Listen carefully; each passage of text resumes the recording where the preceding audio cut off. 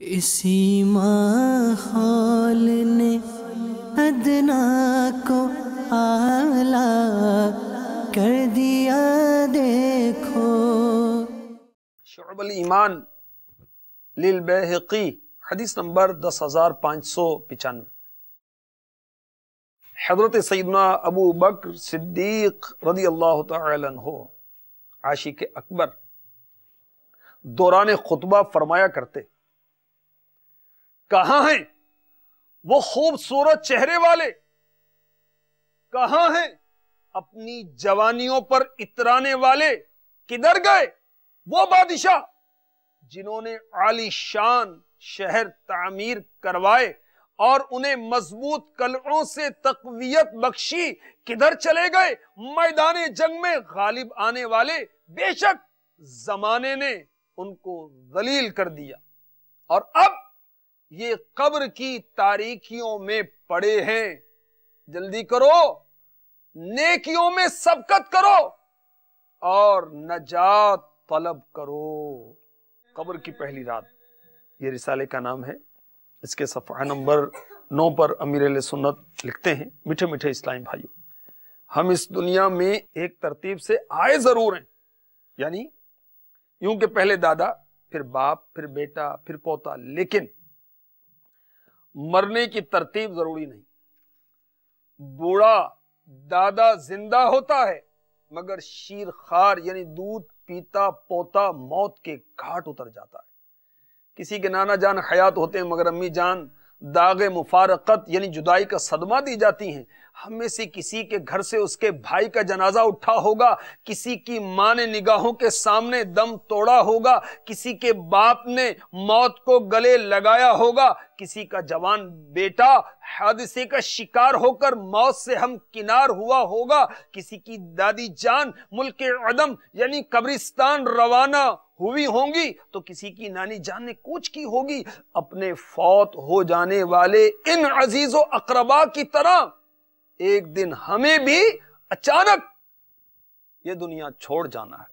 عزیزا یاد کر جس دن کے عزرائیل آئیں گے، نہ جاوے کوئی تیرے سنگ، اکیلا تو نے جانا ہے، یہ دنیا چھوڑ جانا ہے، یہ دنیا چھوڑ جانا ہے۔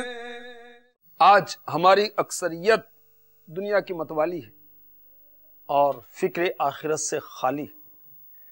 ہم میں سے کچھ تو وہ ہیں جو دنیا کی لذتوں کے باعث مسرور ہیں، شاداں ہیں، زوال و فنا سے بے خوف ہیں، موت کے تصور سے نا آشنا ہیں، لذات دنیا میں بد مست ہیں۔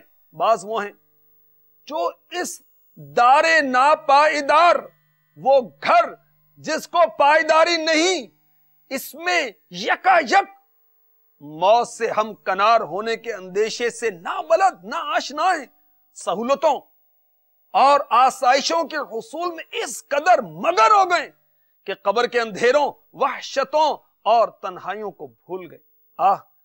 آج ہماری ساری توانائیاں صرف اور صرف دنیاوی زندگی ہی بہتر بنانے میں صرف ہو رہی ہیں۔ آخرت کی بہتری کے حصول کی فکر بہت کم دکھائی دیتی ہے۔ ذرا غور تو کیجئے، اس دنیا میں کیسے کیسے مالدار لوگ گزرے ہیں جو دولت و حکومت، جاہ و حشمت، اہل و عیال کی عارضی انسیت، دوستوں کی وقتی مصاحبت اور خدام کی خوشامدانہ خدمت کے بھرم میں قبر کی تنہائی کو بھولے ہوئے تھے، مگر یکا یک فنا کا بادل گرجا، موت کی آندھی چلی اور دنیا میں تادیر رہنے کی ان کی امیدیں خاک میں مل کر رہ گئیں۔